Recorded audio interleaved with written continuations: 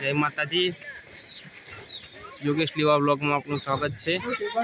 આજે તારીખ 31/3/2024 અને આજે આપણે જઈ રહ્યા છીએ 7 ઋષિઓનો તપભૂમિ એટલે કે સપ્તેશ્વર મહાદેવના મંદિરે। તો આપણે જોઈશું સપ્તેશ્વર મહાદેવનું મંદિર અને ત્યાં સાબરમતી રિવર।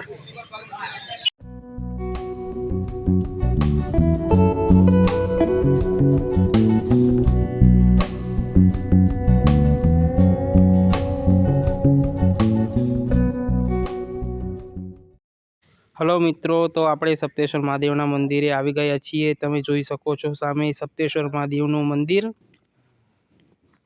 સામે દેખાઈ રહ્યું છે। સપ્તેશ્વર મહાદેવનું મંદિર છે,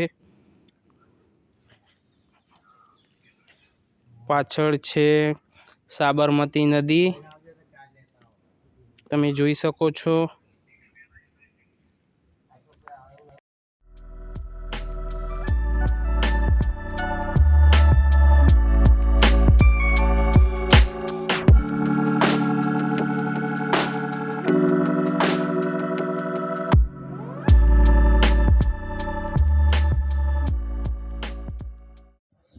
तो मित्र आ छे सप्तेश्वर महादेवનું મંદિર, તમે જોઈ શકો છો। અને ઠીક પાછળ આવેલી છે સાબરમતી નદી। આ છે ઉપરનું મંદિર। આપણે આગળ બતાવીશું નીચે મંદિર સ્વયંભૂ શિવલિંગના દર્શન કરાવીશું મહાદેવના। તો મિત્રો અહીં આવેલું છે સપ્તેશ્વર મહાદેવનું સ્વયંભૂ શિવલિંગ। આપણે નીચે જઈને દર્શન કરીશું મહાદેવના, સપ્તેશ્વર મહાદેવના, જ્યાં શિવલિંગ પર 24 કલાક પાણીનો જળ અભિષેક થાય છે મહાદેવના શિવલિંગ પર, તમે જોઈ શકો છો। મિત્રો તમે દર્શન કરી રહ્યા છો સપ્તેશ્વર મહાદેવ સ્વયંભૂ શિવલિંગના। અહીં જળ 365 દિવસ ને 24 કલાક જળનો અભિષેક થાય છે મહાદેવના શિવલિંગ પર, તમે જોઈ શકો છો। અહીં પાણી ક્યાંથી આવે છે કોઈને ખબર નથી।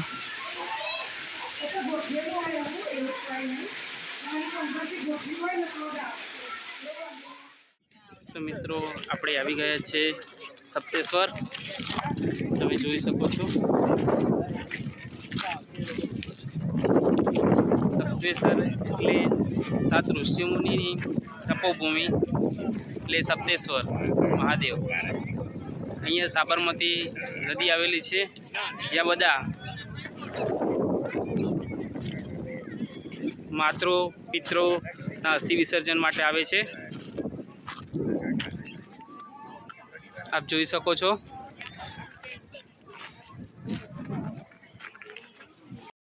સપ્ત ઋષિ દ્વારા તપ કરાયેલી ભૂમિ પવિત્ર ધરા પર અહીં સંખ્યાબંધ માણસ અહીં દર્શન કરવા આવે છે। અહીં શ્રાવણ માસમાં સંખ્યાબંધ માણસ ભગવાન સપ્તેશ્વર મહાદેવના દર્શન માટે અહીં આવે છે, તથા અનેકો માણસ અહીં રવિવાર હોય કે પૂનમ અહીં પોતાના માતૃ પિતૃના અસ્થિ વિસર્જન માટે પણ અહીં આવે છે।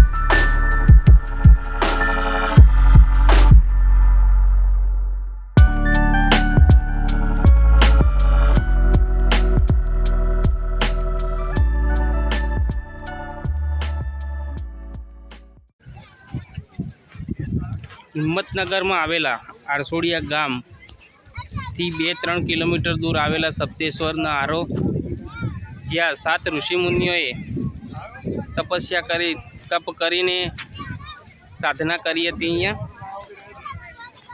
સપ્તેશ્વર મહાદેવની.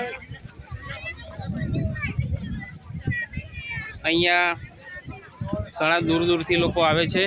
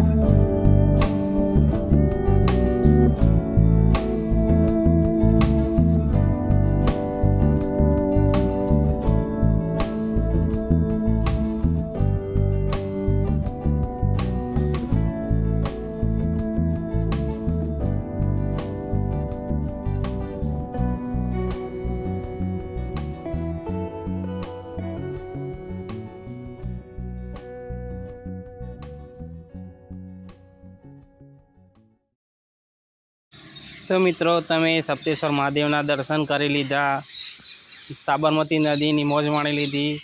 હવે આપણે જઈશું, જમવાનો ટાઈમ થયો છે, જમવા માટે જઈશું.